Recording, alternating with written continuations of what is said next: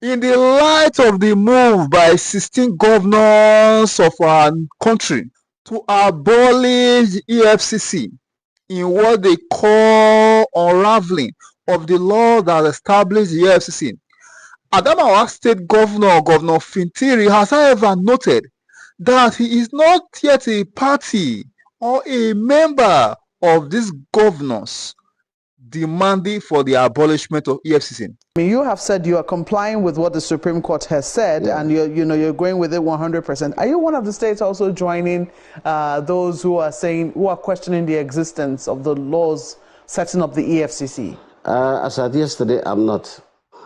Do you intend to join them? I'm still going through it with my Attorney General. If they need be, I will join.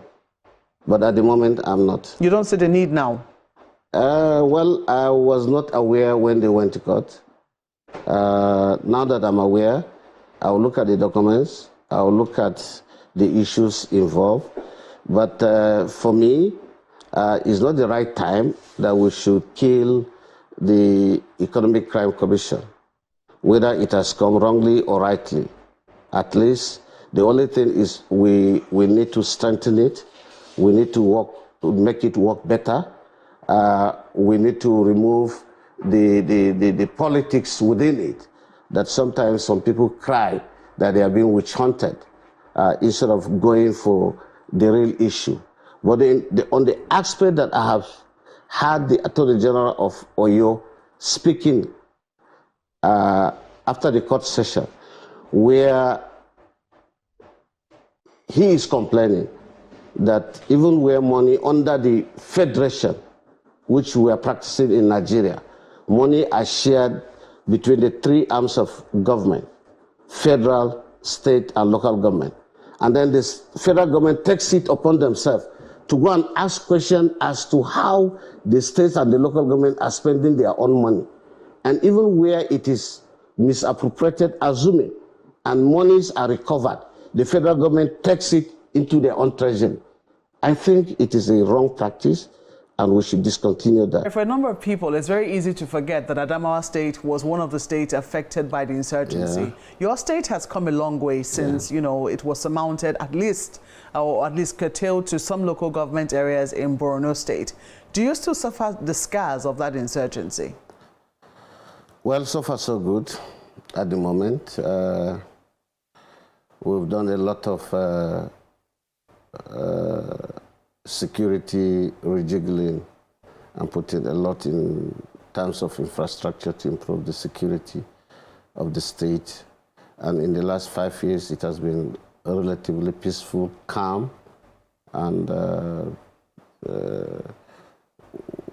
within this period, I think 1 or 2 times we had some attacks where we are still also studying the modus operandi of the insurgents. But since then, I think we've been good. And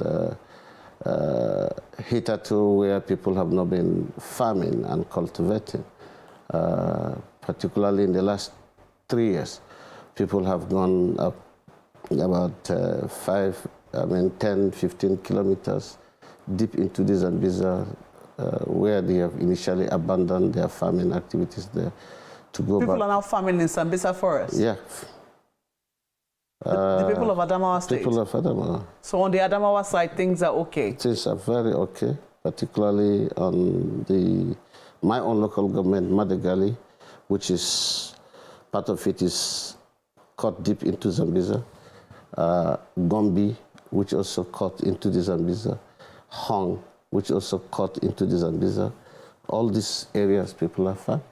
Well, some people will argue that, the armed confrontation was a later part of Boko Haram insurgency. The driving force, the belief, that Western education is prohibited. It was an ideology, and it's something that gained ground amongst young people who were not educated, who were not in schools, and who had become radicalized. Is there anything you're doing deliberately to remove that sort of thinking, or to enlighten people more that this sort of thinking is not the way to go? Adamawa State is above board when you talk about education in this country.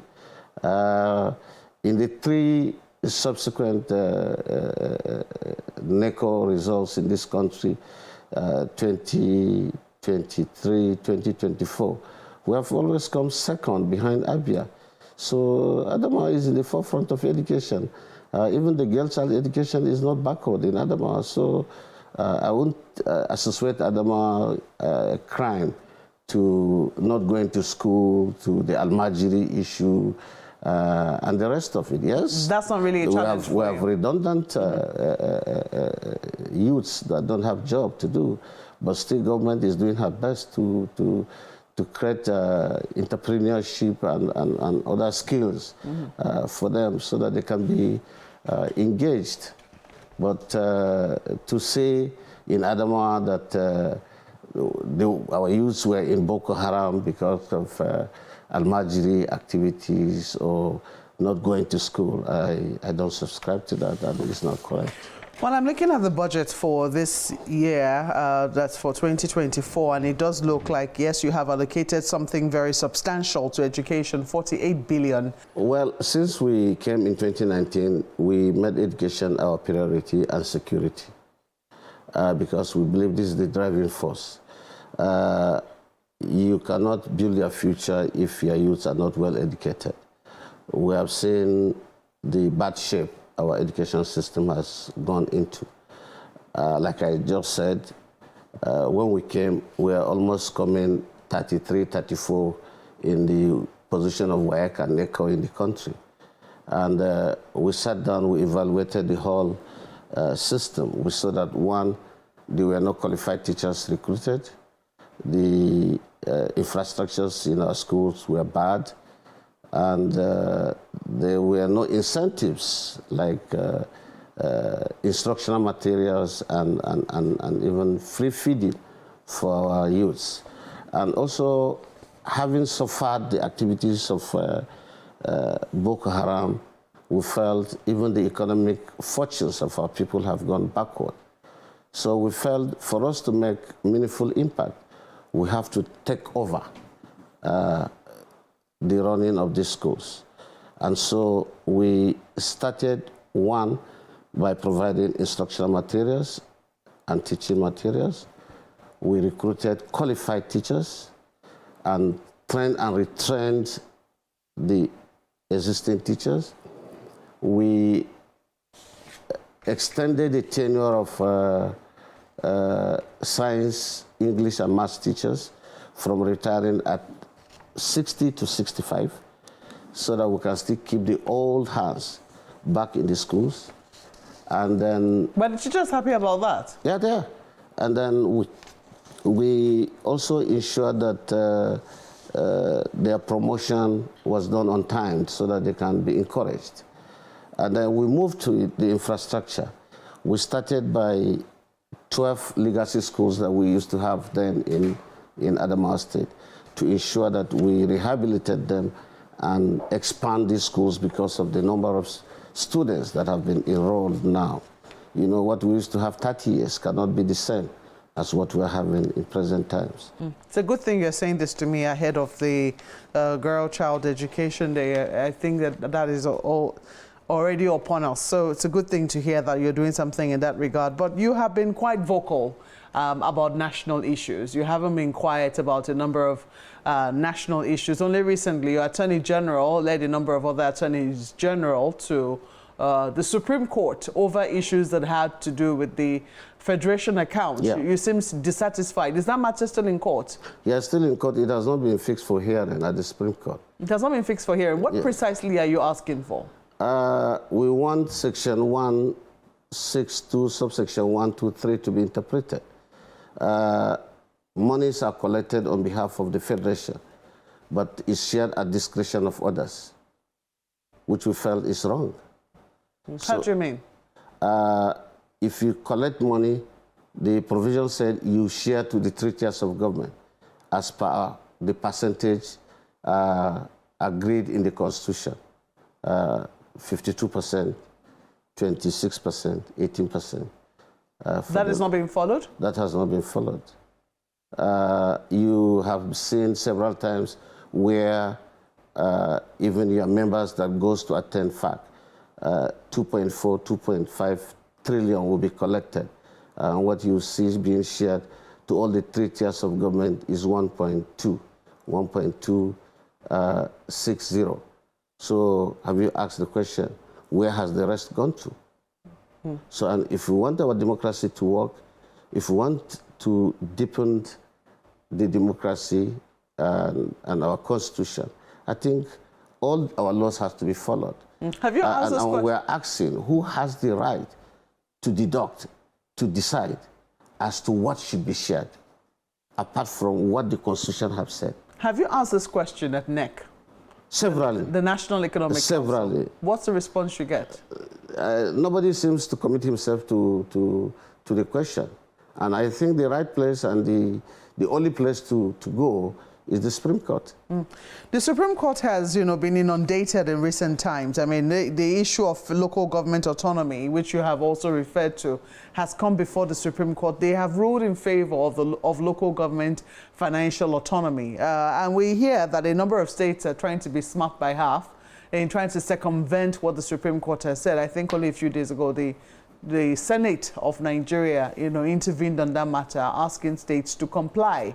Is your state one of those trying to circumvent or disagreeing with the Supreme Court order on financial autonomy for local governments? I think the Senate is just trying to overheat the system. Are they? By trying to make themselves relevant in the present circumstances of hardship, instead of them to face their job and address issues that concern the ordinary citizen. Why do you say so? The issue of electricity tariff, the virus taxes that they're about to introduce now that is before them, the issue of oil subsidy. They are busy talking about autonomy that has already been ruled by the Supreme Court. And nobody is against that. We're all happy to have received that. For me, I think even though it has come with its own excitement, the ruling, but I think I'm 5 years ahead of that judgment. Since I came, I've been doing autonomy for my local government, and I've been publishing their money that goes to them every month on newspapers. So I think for them to come out yesterday to be debating that the states are trying to circumvent the system, how? Are we the ones sharing the money? Are we the Accountant General of the Federation that post money to the local government accounts, and we have stopped her from doing her job? So where are they coming from? Have you seen what is happening in a number of states? One of them is Anambra State. The other is the state of your dear friend, Governor Makinde of Oyo State, who says that no one can come and dictate to them what should happen in Oyo State. What Makinde said is that they have pulled out of Algon. He did not say he is not respecting the Supreme Court judgment. What does that imply? Why are they pulling out of Algon? If they are happy with the judgment? It's a voluntary association. I can decide today not to be a member of NGF. Yes, but why would that come from the governor? Why shouldn't it come from the local government chairman? It came from them. It came from them. Just re-echoed by the governor? Yes. So if his local government wanted something and they asked him, this is what we want, what is wrong in him occurring more further for the public to know? Talking about Anambra and saying that states are stopping local government from getting their direct funds as ruled by the Supreme Court is different. They said a number of states are trying to circumvent it. A number of states are not happy. But if the local government also so decide, this is their money. Who is dictating to the federal government how they spend their money? Who is dictating to the National Assembly how they expend their subvention? If the local government so decide that we have a joint project that we want to do collectively, and they have budgeted for it, and they move this money into a consolidated account, what is wrong in that?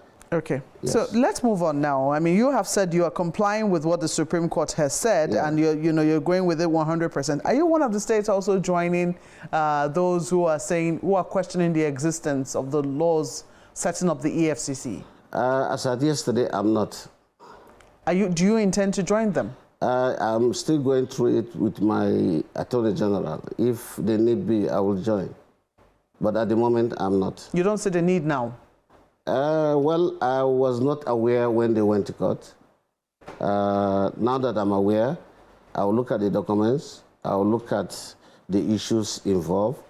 But for me, it's not the right time that we should kill the Economic Crime Commission, whether it has come wrongly or rightly. At least the only thing is we need to strengthen it. We need to make it work better. We need to remove the politics within it, that sometimes some people cry that they are being witch hunted instead of going for the real issue.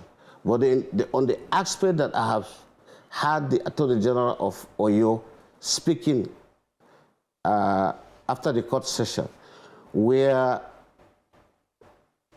he is complaining that even where money under the federation, which we are practicing in Nigeria, money are shared between the three arms of government, federal, state, and local government. And then the federal government takes it upon themselves to go and ask questions as to how the states and the local government are spending their own money. And even where it is misappropriated, assuming, and monies are recovered, the federal government takes it into their own treasury. I think it is a wrong practice, and we should discontinue that.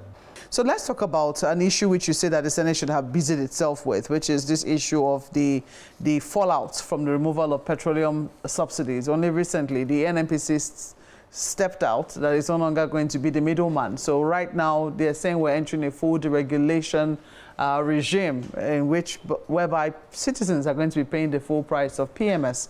And this is, I mean, from what we have seen so far, there's already been hardship, even when we're not paying the full price.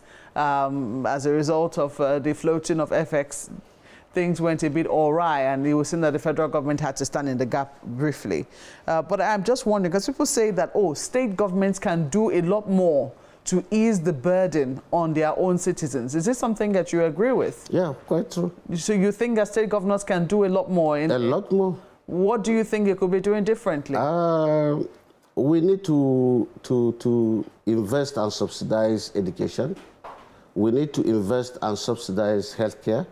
We need to subsidize agriculture, and we need to subsidize transportation. If we do these four, and we improve on the welfare of the citizens, we pay salaries as at when due, I think this will down tension at the state level. And we equally, like I said earlier, we need to invest heavily in security, because with this, if people still can't go to farm, at the end of the day, they don't have the wherewithal to make their ends meet. Definitely, there will be hardship. So I am not against the policy of removal of subsidy, but I am saying the federal government should moderate the hardship. They have a lot of role to play. All over the world, people moderate hardships of our citizens. They have to bring some sort of subsidy indirectly. We are talking about CNG. We are talking about this. A lot of noise about it. Well, we have not laid the infrastructure for the takeoff of these CNG vehicles. Assuming today, Mope, they give you a CNG vehicle. Where is the gas station? Even in Abuja, in a city like Abuja, in a city like Lagos. So where should we be jumping gun ahead of our policies? If we are doing our policy, let's do it systematically the way it will work well for our citizens. On the one hand, you agree with the removal of subsidies. Yes, I agree. On the other hand, you think that the infrastructures are not in place. We're in a hurry to put them in place. There's nothing wrong with that. We wouldn't have moved forward. This is what has killed this country. Long time, 30, 35 years ago, this subsidy should have gone and would have grown with it. After all, nobody is complaining in Cameroon that there's low income, low economy than Nigeria, even when they are buying a liter of petrol above 2,000 naira. Nobody is complaining in Ghana because they've allowed this in their system for long and they've grown with it. But where you allow these prices to be jumping in hundreds and thousands from less than 200 naira to 1,300 naira, how do you expect an average family man to cope with that in this country? It's coming too soon, within the span of 16 months.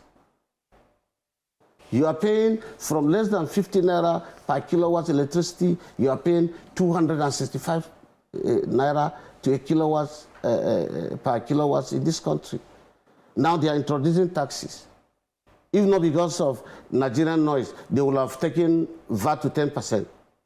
And this is not too much for us to chew at the same time. Are you happy, if I may ask you? I'm just wondering, when you look at what state governors can be doing, would you say that yourself and your brother governors are doing a lot more, are doing enough, you know, based on the capacity? Because we understand that as a result of the fuel subsidy removal, a lot more is accruing to states by way of revenue to be able to do much more for their citizens. With less value. If I was collecting 6 billion in Buhari's regime, and today I'm collecting 9 billion, by your own calculation of the naira value, have I gained anything? Of course, no. If I was collecting 6 billion in Buhari's regime, that translates to more than $15 million. Today, if I'm collecting 9 billion, is less than 5 billion. I mean, less than $5 million. So who has gained? Where have we gained? What do you also say to the accusation that it is governors who are actually putting pressure on the dollar? How will they do that? With the transparency in the budgeting system, with the SIFTAS program that has improved on the coding of our budget, that every item have to go according to law. How will a governor take money? How will a governor dip money, I mean, into the coffers of the state and then take it to the Bureau de Change? How will that happen? Well, you have heard the accusation before. I think there is more corruption at the federal level than the state. I think that should be answered. No, I'm just saying that you've heard that you're not stranger to the accusation. If you are taking 52% of the budget and you did not use that to devalue the naira, and you're accusing the person who is collecting 26% to be the one devaluing the naira, I don't think this is an argument that can be agreed by anybody. And let me tell you, in the federal budget, every item is tied to an individual. Every item in the federal budget is tied to an individual. That is not the same in the state. Every item in our budget is tied to a community. So how will you steal money at the state level that they are not stealing at the federal level to make the naira devalue? So you reject those accusations? Completely. Let's talk a bit about our democracy. You have been involved very strongly. I mean, last elections, your state was one of the states where we saw an example of what shouldn't happen. Yeah. And recently you were involved in the Edo elections. You led the team of PDP governors to Edo State. Yes. And it was quite controversial. You were accused of reeling out figures. Yeah. You know, these were accusations which you denied very vehemently. Yeah. And shortly after the elections, you released a statement on your Twitter handle saying our democracy indeed is under attack. Yeah. We must condemn this rape of democracy and demand accountability.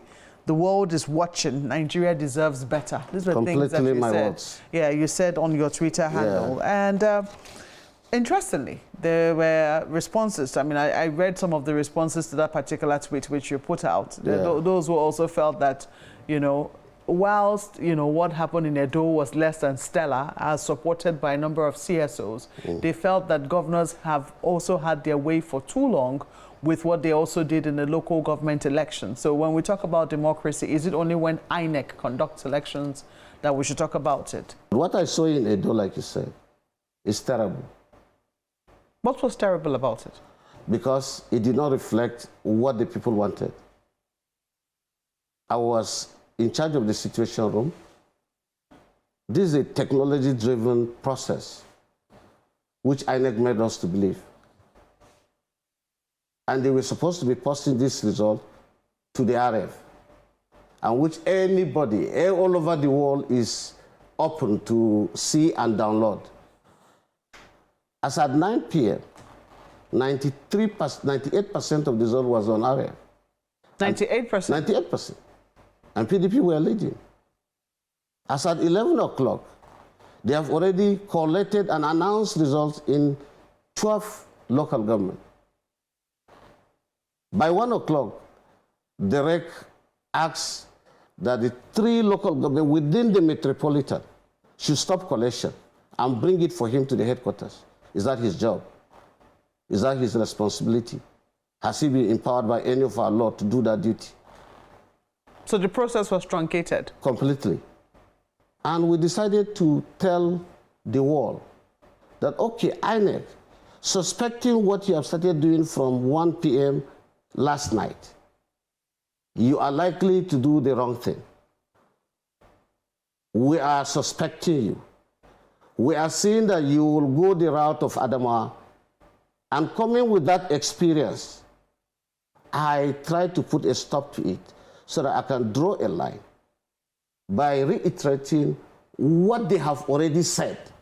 I did not do anything new. What they have already said? At the local government. Or what was on the... No, what was on the RF and what they have collected and announced at those local government is there in my text. You decided to amplify it? Yes, that's all. It'll be interesting to see how things eventually pan out in our country, Nigeria. I think at the end of the day, what citizens are really looking for is how all of this politicking will translate to a betterment of their lives. For the people of Adamawa State, what do you think they can look forward to in the next 3 years that you occupy the seat as governor of that state? In the next 3 years, I will ensure that I build the state better. We are targeting to raise our IGR in the agricultural sector, especially leveraging on cattle, and it's already paying off. It has risen our IGR from less than 250 million when we came to close to 1.5 billion. So you think you have the solution to this farmer-herdsman conflict? We already have. Have you had it any longer in Adamawa State? People are living in the same community and no issues. Yes, they are small, that we are still trying to find solutions to them. But that has gone down completely, less than 1%. So we're doing a lot. But I assure you, by the time Adamawa have never seen it good, the way they have seen it in the last 5 years. And they will see it better in the next 2.5 years. He has also noted that instead of the EFCC to be abolished, he is moving that the laws governing establishment of the EFCC should be strengthened to make them more viable to discharge their duties more effectively for the benefit of the nation at large.